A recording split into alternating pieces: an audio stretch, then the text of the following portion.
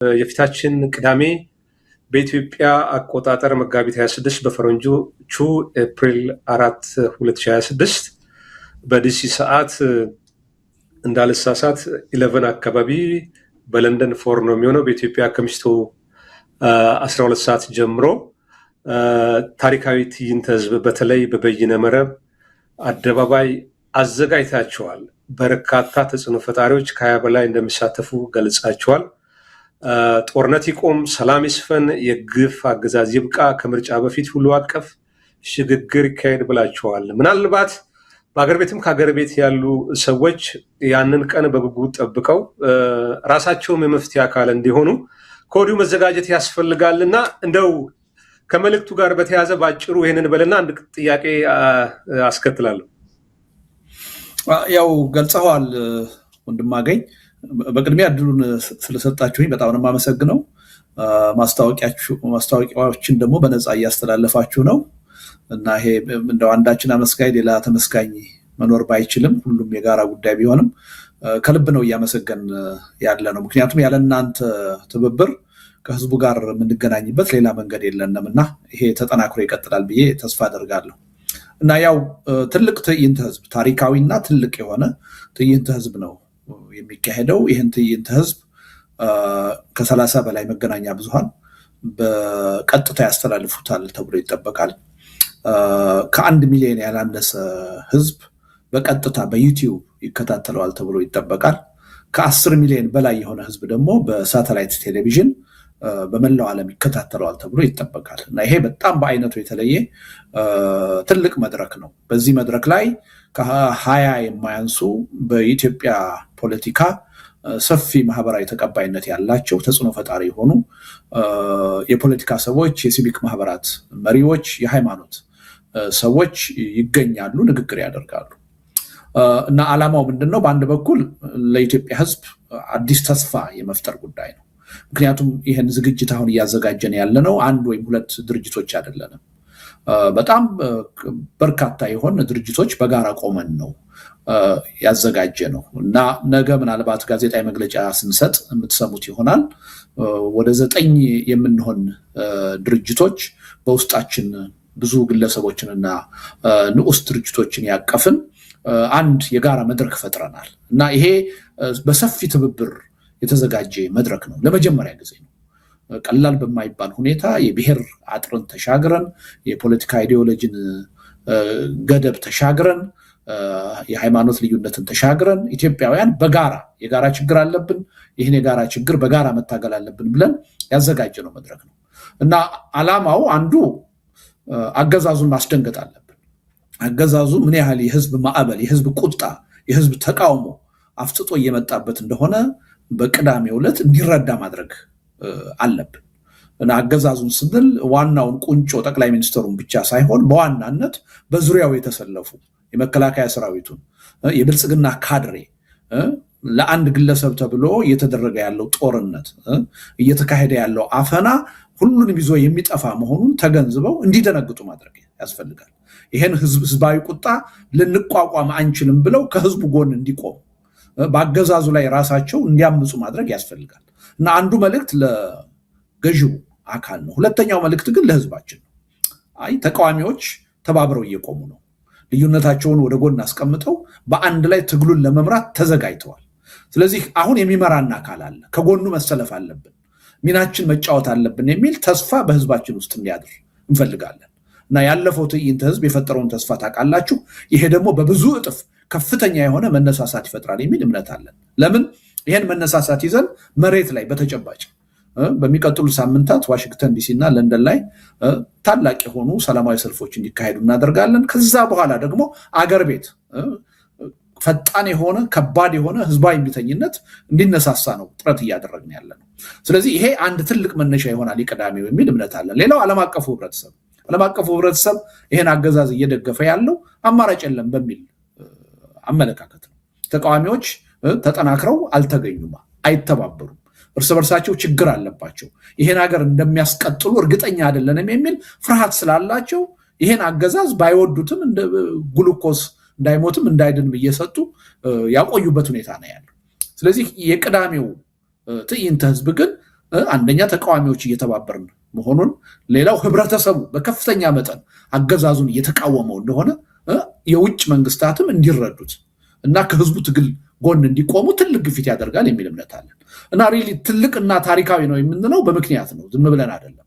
እና እያንዳንዱ ግለሰብ ኢትዮጵያዊ የዚህ ታሪካዊ ሂደት አካል መሆን አለበት። እኔ የራሴን ድርሻ ካልተወጣው ይሄ ትግል የትም አይደርስም፣ የህዝብና የሀገር ህልውና እንዲተርፍ ድርሻዬን መወጣት አለብኝ ብሎ አምኖ ሁሉም ሰው በስልኩ በቴሌቪዥኑ ይሄን ሂደት ተካፋይ መሆን አለበት የሚል እምነት አለኝ። ይሄ ነው ዋናው ዓላማ።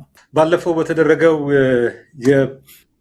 የበይነ መረብ የአደባባይ ትዕይንተ ህዝብ ላይ ከኦሮሞ ነጻነት ሰራዊት ተወካይ ከፋኖም እነዘመነ መልእክት ማስተላለፋቸው ይታወቃል። ከአዲስ አበባ ደግሞ በሰላማዊ ህጋዊ ትግል እናምናለን የሚሉ የፖለቲካ ኃይሎችም የሲቪክ ማህበረትም ተጽዕኖ ፈጣሪዎችም ሰዎች አሁንም በተመሳሳይ እንዲህ አይነት መንፈስ አለው ወይ? ይሄ የአደባባይ ትዕይንተ ህዝብ መግለጽ ከተቻለ ምናልባት አሁን ኢትዮጵያ ውስጥ ለምርጫ 2 ወር ነው የቀረው እና ከምርጫው በፊት ሁሉን አቀፍ ሽግግር ይካሄድም ስላላችሁ ምርጫ ውስጥ የተሳተፉ ያሉ ፓርቲዎች ከዚህ ቀደም በዚህ ትዕይንተ ህዝብ የተሳተፉት ችግር አይገጥማቸውም ወይ? በዚህ አሁን የምታደርጉት እንቅስቃሴ ላይ የእነሱ ተሳትፎ እንዴት ይገለጻል? አጠቃላይ ቅንጅቱን በተመለከተ ትንሽ እንደው ማብራሪያም ፍንጭ መስጠት ከተቻለ ይቻላል። ወንድም አገኝ ያለፈውን አይታችሁታል። የተለያየ ማህበረሰብ ሊወክሉ የሚችሉ የተለያየ የትግል ስልት የሚያራምዱ ኃይሎች ናቸው እዛ መድረክ ላይ ተገኝተው አቋማቸውን እንዲገልጹ እያደረግን ያለ ነው። አዘጋጁ አካል ይሄ የጋራ መድረካችን የሚያካሂደው ሰላማዊ ሆነና ከህዝባዊ እምቢተኝነት ጋር የተያያዘ ጉዳይ ነው። ግን ደግሞ ለኢትዮጵያውያን የፖለቲካ ኃይሎች መድረክ ይፈጥራል።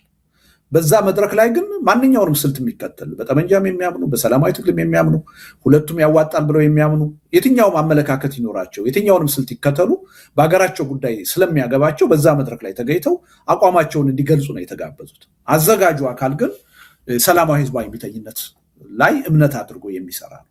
ስለዚህ መታወቅ ያለበት ምንድን ነው? እዛ ላይ የሚቀርቡ አካላት የሚያራምዱት ስልት ወይም የሚያራምዱት አቋም የሁሉም አቋም ላይሆን ይችላል። የራሳቸውን አቋም ነው የሚገልጹት፣ ለህዝብ ነው የሚያስተላልፉት። ስለዚህ ምንድነው ባለፈው እንዳደረግነው አሁንም አገር ቤት ያሉ በሰላማዊ ትግል የሚያምኑ ፓርቲዎች ተጋብዘዋል።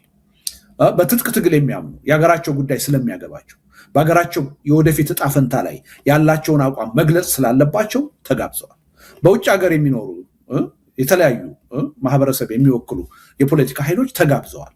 የሃይማኖት ሰዎች ተጋብዘዋል። የሲቪክ ማህበራት የሚመሩ ሰዎች ተጋብዘዋል። ምክንያቱም የወደፊቷ ኢትዮጵያ በአንድ አካል ብቻ የሚፈታ ችግር አይደለም ያላት።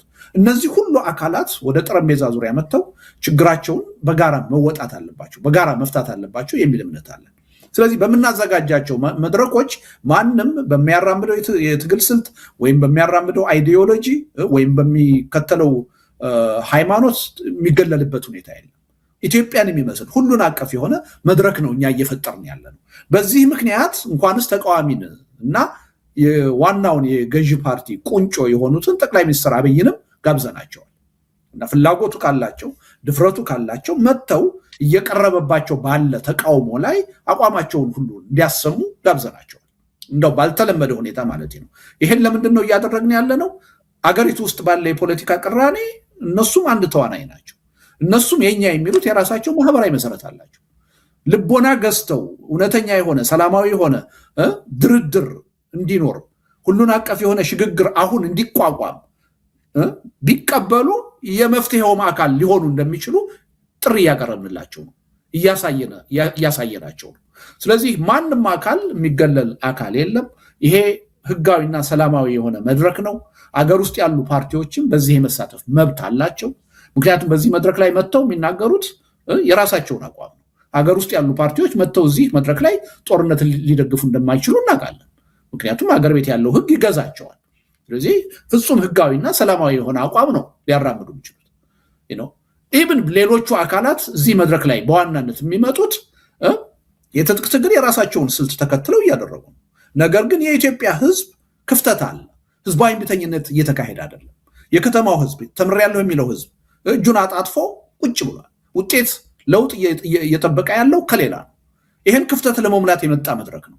ስለዚህ እኛ የምንጠብቀው የታጠቁት ኃይሎችም ህዝቡ ሰላማዊ ህዝባዊ እምቢተኝነት ማድረግ እንዳለበት አቋም ይዘው ራሱ መልእክት ያስተላልፉ ባለፈው እንዳደረጉት ያደርጋሉ ብለን ነው የምንጠብቀው። ዞሮ ዞሮ እያንዳንዱ እዚህ ተገኝቶ የሚናገር አካል ለሚናገረው ነገር ኃላፊነት የሚወስደው ራሱ ነው። ሌላው አካል ወይም መድረኩ ኃላፊነት አይወስድም። ግን የኢትዮጵያን ጉዳይ በሚመለከት የሚያገባው አካል ሁሉ ይጋበዛል። በኢትዮጵያ ወደፊት እንዲቋቋም የምንፈልገውም ሽግግር ሁሉን አቀፍ የሆነ ማንም በፖለቲካ አመለካከቱ በስልቱ የማይገለልበት እንዲሆን ነው የምንፈልገው። ያን ነው እያለማመድን እያሳየን ያለ ነው ማለት ነው። ጥሩ። ባለፈው ትዕይንተ የበይነ መረብ ትዕይንተ ላይ ከህወሓት ሰዎች ፈቃደኛ ከሆኑ በኋላ አልተገኙም። ዛሬ ምናልባት አዎንታዊ ምላሽ አግኝታቸዋል? በኃይል አስተላለፉ ላይ በኢትዮጵያ ወሳኝ ጉዳዮች ላይ ህወሓትም አንዱ ስለሆነ ብዬ ነው። ወይ እኛ ጋብዘናል። አሁን ትጥቅ ትግል የሚያደርጉትን አገር ቤት ሰላማዊ ትግል የሚያደርጉትን ምናልባት አንዳንዶቹ አሁን ስም መጥቀስ ባያስፈልግም በጣም ታዋቂ ሆነው ተጽዕኖ ፈጣሪ ሆነው ከፖለቲካ መድረኩ ራሳቸውን ያራቁ ሰዎችን ሳይቀር ጋብዘናል። አሁን አላስፈላጊ የሆነ ጫና በእነሱ ላይ ላለመፍጠር ስማቸውን መጥራት አልፈልግም። ተጋብዘዋል። ስለዚህ የመምጣትና ያለመምጣት ጉዳይ የነሱ ፋንታ ነው። በእኛ በኩል ግን ጋብዘናል።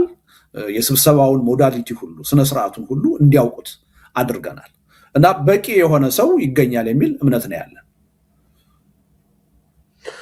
በጣም አመሰግናለሁ። እንግዲህ ቀሪውን ነገ ጋዜጣዊ መግለጫም አላችሁ። ቅዳሜ በቀጥታ ስርጭት እንዳልከው ምናልባት በሳተላይትም ከ30 በላይ በሚጠጉ ሚዲያዎችም በቀጥታ ስርጭት ኤምኤስን ጨምሮ ስለሚተላለፍ እንግዲህ ህዝቡ ከወዲሁ ያንን ጥሪ ተቀብሎ ውይይቱን እንዲከታተልና እንደተባለው ራሱ እንዲጠይቅ ነው። ኢትዮጵያ ከገጠማት ችግር መውጫው መንገድ ምንድን ነው? ፈተናዎቹ እንዴት እንሻገር? ከምርጫው በፊት ብዙ ቅድመ ሁኔታዎች አሉና እዛ ላይ እንረባረብ። መሬት በማውረዱ ላይ ምናልባት እያንዳንዱ የፖለቲካ ፓርቲም ሲቪክ ማህበርም የታጠቀውም ኃይል ህዝቡም ጭምር ኃላፊነቱን በመመልኩ ይወስዳል የሚለውን እንግዲህ ከልሂቃኑም ከተጽዕኖ ፈጣሪውም ከፖለቲካ ፓርቲዎች እንግዲህ የሚጠበቁ የመፍትሄ ሀሳቦች ይኖራሉ።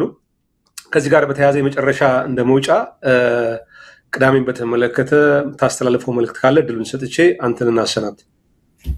ያው እንግዲህ ምንድነው ዋናው ነገር ያው መልእክቱ እየተዳረሰ ነው።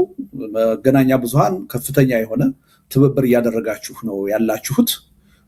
እንደ ሙሉ በሙሉ ባይባል እንኳን እኔ ከዛሬ ጀምሮ እስከ ቅዳሜ ድረስ ባለው ጊዜ መገናኛ ብዙሃን እዚህ ጉዳይ ላይ የበለጠ ትኩረት ሰጥተው መስራት አለባቸው ብዬ አምናለሁ።